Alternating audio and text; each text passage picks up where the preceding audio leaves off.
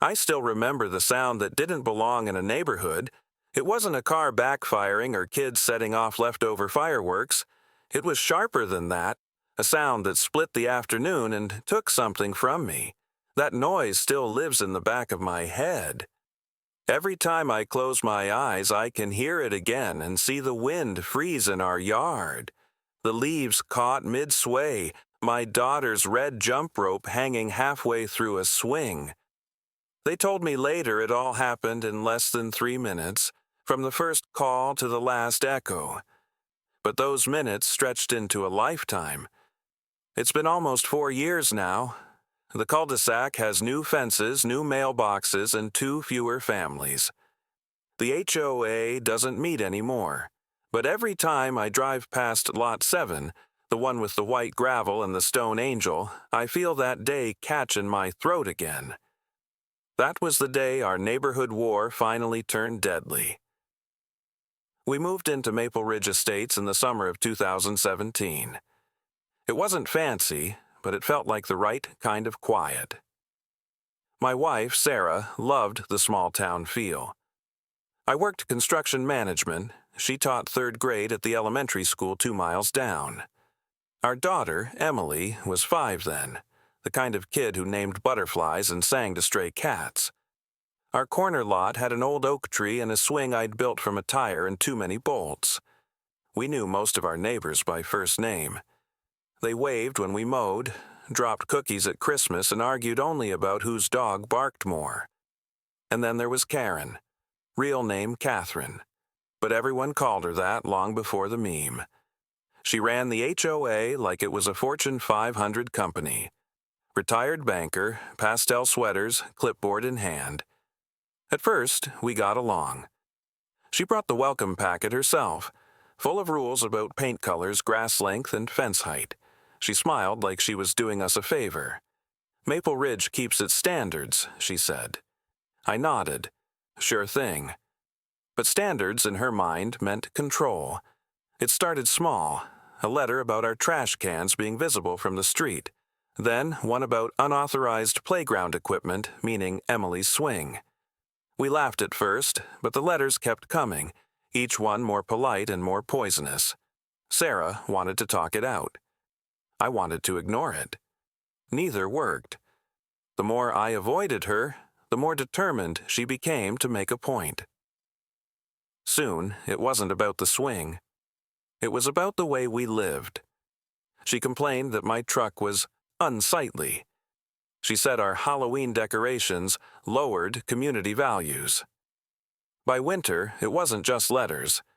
It was Karen herself, unannounced, clipboard in hand, knocking like she owned the place. One Saturday morning, I opened the door in pajamas. She stood there, pointing toward the gutters. "You're overdue for cleaning," she said. "And," I asked, "and that's a safety hazard." "We have birds nesting, leaks. I'll handle it." She smiled tightly. "Please do."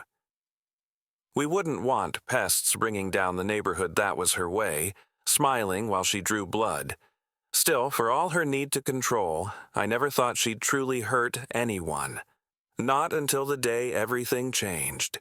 The first real fight started over a fence, something so ordinary you'd never think it could break people the way it did.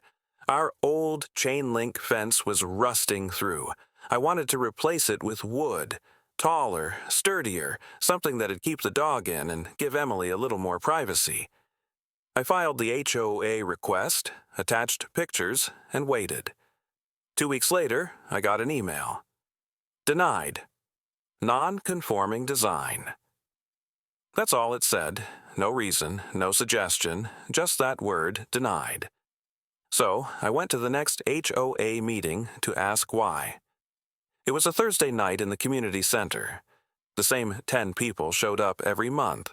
Retired couples, one single dad, and the same 3 board members who always nodded along with whatever Karen said.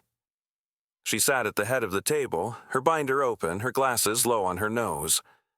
When my turn came, I asked, "Can you explain why my fence was denied?" Without looking up, she said, "Your design exceeds height limits." "By 2 inches," I said. It's practically the same as the one behind your house." Her lips tightened. "That one was grandfathered in." "You're not?" I looked around the room. No one made eye contact. They all just wanted to get home before things got tense. "I just want to keep my kids safe," I said quietly. Karen closed her binder. "Rules are rules, Mr. Lawson. We can't make exceptions." That was it. Meeting over. I left before I said something I'd regret, but she didn't. A week later, a citation showed up in our mailbox. Unauthorized construction materials visible from the street. It was for the fence boards I'd stacked behind the garage, which meant she'd actually come onto our property to photograph them. Sarah found me standing in the kitchen holding the notice. "You're shaking," she said. "She was in our yard." "Just let it go," she pleaded. "Don't give her the reaction she wants." I wish I had listened. Instead, the next weekend I built the fence, 6 feet tall, 2 inches over the limit. It wasn't about rebellion. It was about having something that was ours.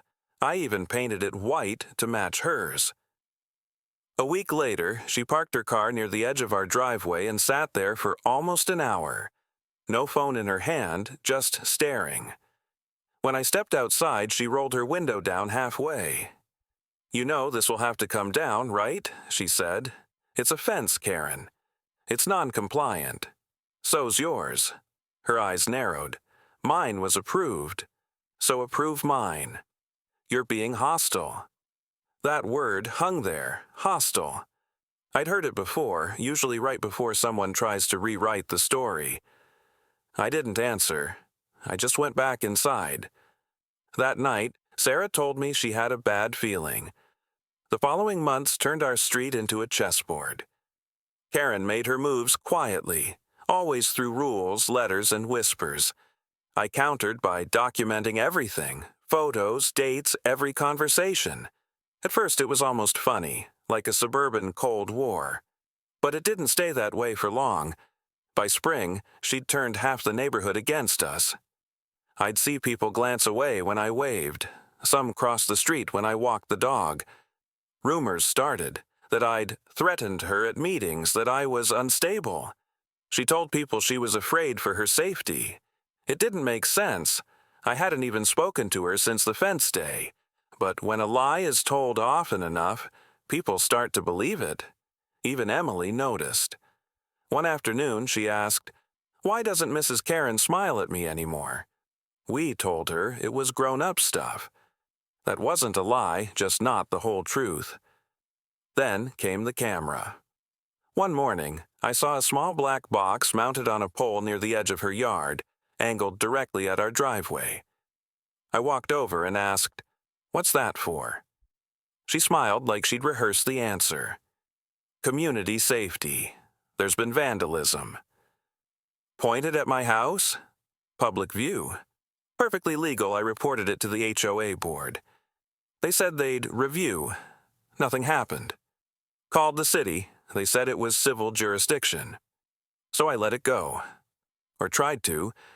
Ignoring someone who lives 20 feet away is impossible. By June, we started getting anonymous code complaints. City inspectors showing up to check our shed, our grass, our paint. Each time, they'd shrug and say, "We got a report." Sarah broke down after the third visit. "I can't live like this anymore," she said. "This isn't a neighborhood." It's a nightmare. She wanted to move. I didn't want to give Karen that victory. Pride kept us there. Pride and the hope that somehow, someone would intervene. Then came the barbecue. The HOA hosted one every summer. Usually Karen ran it, but that year another neighbor, Tom, volunteered to lighten the mood. We went, partly to show goodwill, partly to pretend things were normal. It started fine. Kids running through sprinklers, adults drinking beer and avoiding politics. Karen stayed near the food table, her smile forced, like she was watching a play she didn't like. Around sunset, I saw her arguing with Tom near the grill. I couldn't hear words, but I could read the tension in her shoulders. I walked over. She stopped mid-sentence. "Evening," I said. She turned, eyes sharp. "You shouldn't be here." "Public event," I said evenly. "This is harassment." Tom stepped between us. "Karen, come on. Let's not do this tonight." She glared at him, then at me. "I'll be filing a report." And she walked off.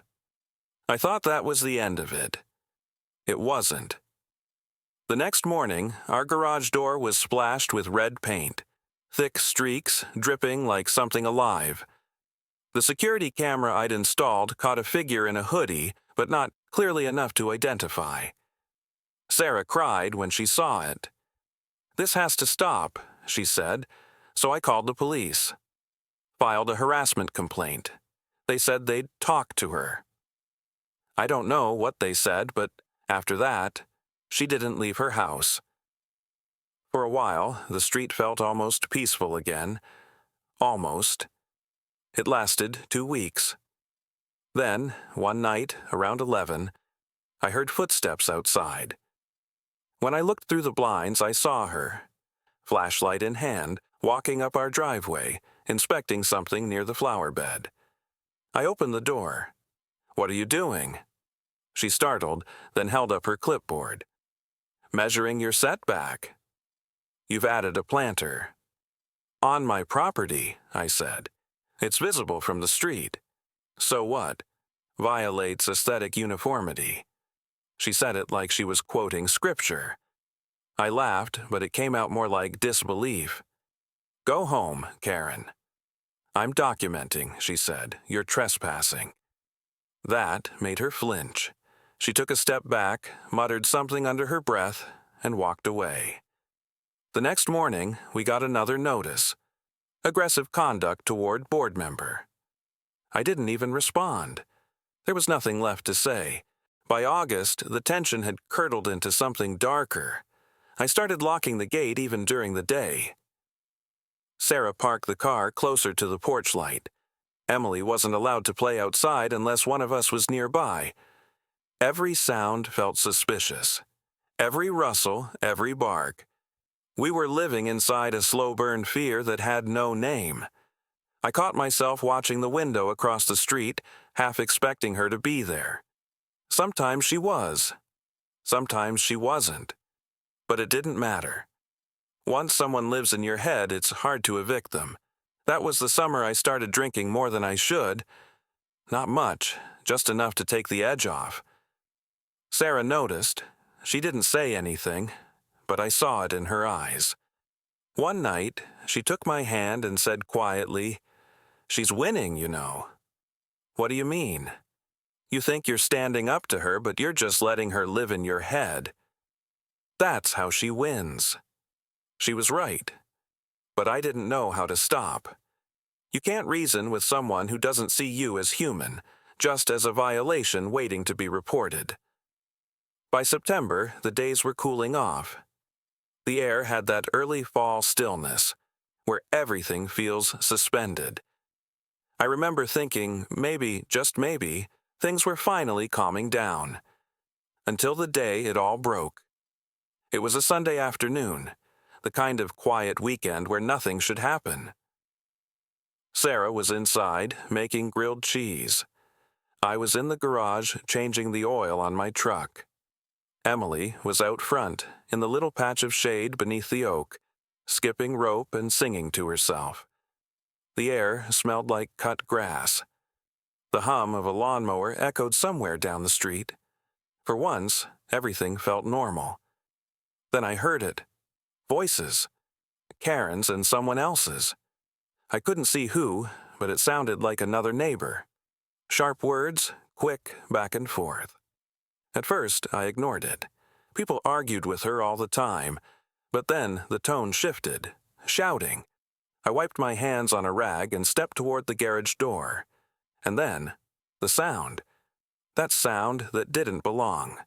A single, sharp crack that split the air in half. For a second, I didn't understand what I'd heard.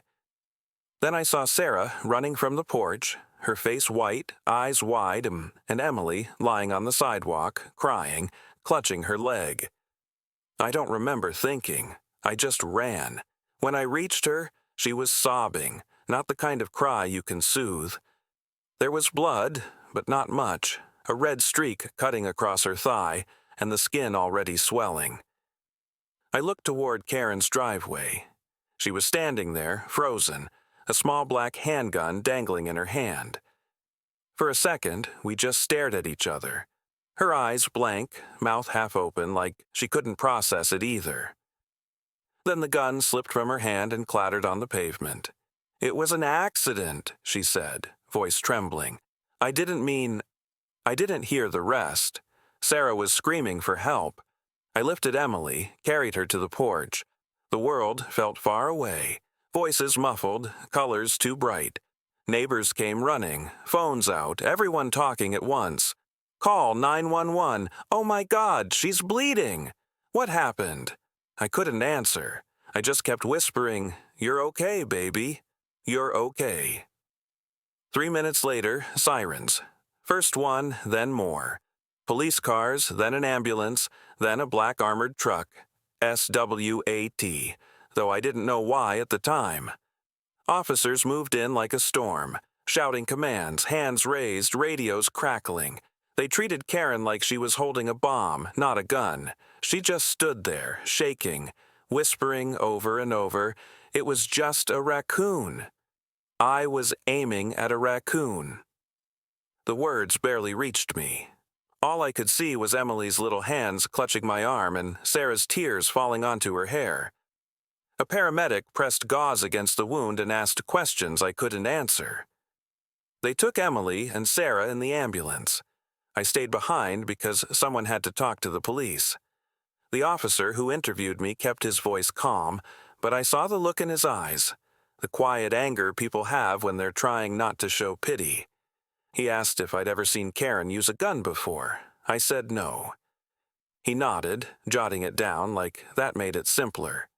"She claims she was trying to scare off wildlife," he said. "Bullet ricocheted." "Aim toward the street?" I asked. He didn't answer. The SWAT team was still outside her house, searching every inch.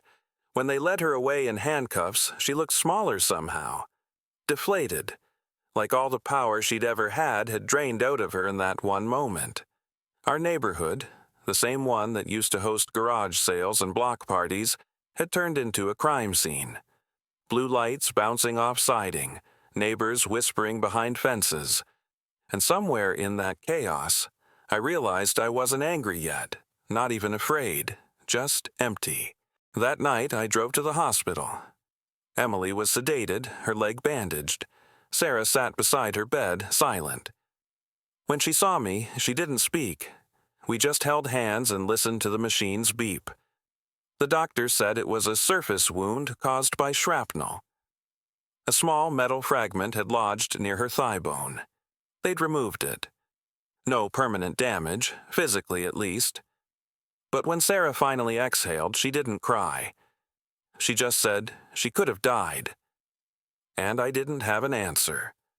The next morning, the police called again. They'd taken Karen in for questioning. Reckless discharge of a firearm, bodily harm, negligence.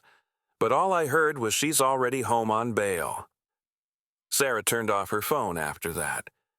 I don't think she could stand hearing another voice from that neighborhood again. The next few days blurred together. News vans came by, parked at the corner. Headlines: HOA dispute turns violent in Maple Ridge Estates. The story spread fast, but not in a way that helped. People love suburban tragedies, the kind that look quiet from the outside but rot underneath. They filmed our street like it was entertainment. I closed the curtains. We didn't answer the door. We just stayed close to Emily, watching her sleep, counting every breath. At some point, the anger started to creep in.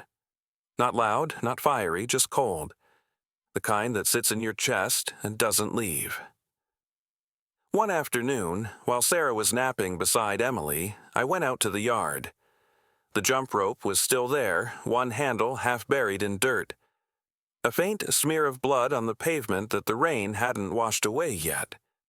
Across the street, Karen's house was dark, police tape flapping in the wind. It was strange, the silence, like the neighborhood itself was holding its breath. I stood there a long time until the sun went down, and for the first time since moving to Maple Ridge, I didn't feel at home anymore. The news vans stayed for 3 days. They filmed our mailbox, the swing, even the oak tree, like it had something to confess. Each morning, a new reporter would knock, soft at first, then harder when no one answered. I didn't open the door once. Sarah spent most of that week in Emily's room, sitting on the edge of her bed, reading softly from the same storybook, Goodnight Moon. Emily liked the rhythm of it, but sometimes she'd stop her mother mid-sentence and ask, "Why did Miss Karen do that?" Sarah never had an answer. Neither did I. We told her it was a mistake, that Miss Karen had scared herself and that's why the police took her away. But kids can sense lies, even soft ones. She didn't play outside anymore, didn't go near the swing. She'd just sit by the window watching the street like she was waiting for something to change. The HOA called an emergency meeting 2 weeks later. It was held in the clubhouse at the entrance to the neighborhood, the same room where we'd once had potlucks and movie nights. That night, only half the seats were filled. The air felt heavy. The acting president, a man named Carl who ran the landscaping business, stood at the front with a clipboard and cleared his throat. "We're here to discuss the recent incident," he said carefully, like the word shooting was too sharp to say, "and what this means for our community going forward." I could feel every eye on me. Sarah squeezed my hand, but I didn't say anything. A woman from across the street spoke up. "It's tragic, but she didn't mean it," she said. "We've all had issues with raccoons." Someone else muttered, "A 5-year-old isn't a raccoon." The room started to divide, half of them whispering about lawsuits, the other half about sympathy. I didn't stay long. On my way out, Carl called after me. "We're sorry for what happened," he said, "but try to remember, it could have been anyone." I looked at him for a long time and said quietly, "No, it couldn't." We hired a lawyer, not because we wanted money, but because the system needs one if you want it to hear you. He explained things in words that didn't feel real. Negligence, reckless endangerment, civil liability. Karen's lawyer argued she'd been protecting neighborhood safety. The bullet, he said, had ricocheted off a rock. An accident. Nothing more. But there was no mistaking the truth. She'd fired a gun in a residential street in broad daylight toward my child. The court date was set for November. In the meantime, she was free to go wherever she wanted. We saw her twice that summer. Once, driving past in her silver Lexus, eyes straight ahead, face blank, pretending she didn't see me. And once more, in her front yard, pulling weeds like nothing had happened. That time, Emily saw her too. She froze at the window, her tiny hand gripping the sill. "Daddy, make her go away." I told her she didn't have to look at her anymore. But I knew the image was already there, a stain that wouldn't wash off. Neighbors started avoiding our house, some out of guilt, some out of fear of being caught in the middle. We stopped getting invited to things. The summer barbecue, the trick-or-treat route, everything we'd once been part of vanished. One afternoon, Sarah said quietly, "It's like they think we caused it." She was right. People don't like tragedy living next door. It makes them feel unsafe. The court hearings dragged on for months. Each time, Karen arrived looking smaller, grayer. Her husband never came. Her eyes stayed fixed on the floor. She never once looked at Emily. Our lawyer told us she'd likely avoid prison, that her age, health, and lack of record worked in her favor. And that's what happened. A suspended sentence, community service, firearm confiscation, a fine that wouldn't even cover our medical bills. When the judge read the decision, I felt nothing. No anger, no relief, just emptiness. Sarah cried. Emily didn't even ask what it meant. She just wanted to go home. That fall, the oak tree dropped more leaves than usual. I spent a whole afternoon raking, staring at the spot where it happened. It's strange how ordinary the place looked. Same cracks in the sidewalk, same patch of grass, same sunlight. But I couldn't stand there without seeing it again. We decided to sell the house in January. It took 6 months to find a buyer.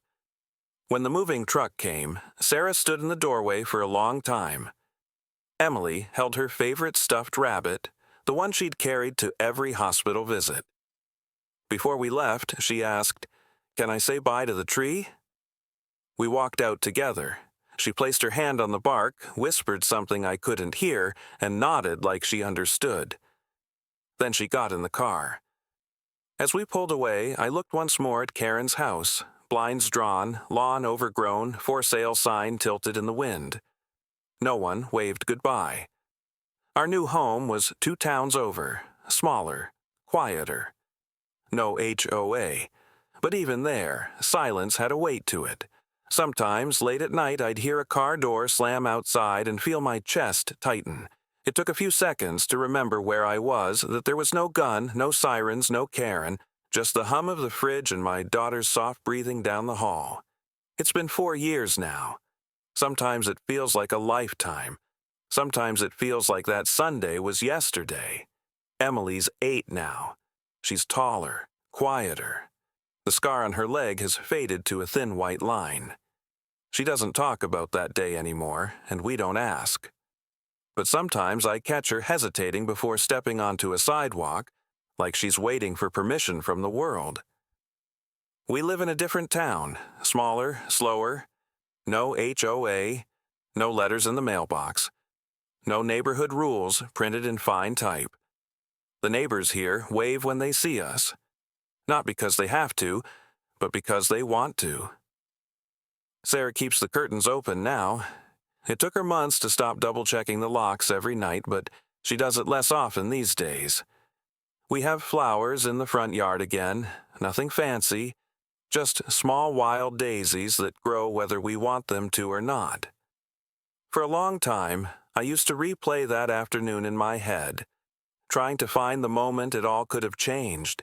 If I'd mowed the lawn earlier, if I'd stayed outside with Emily, if I'd talked to Karen instead of ignoring her, but life doesn't rewind. It just keeps moving, even when you're not ready. I used to think forgiveness meant pretending something didn't happen. Now I understand it's the opposite.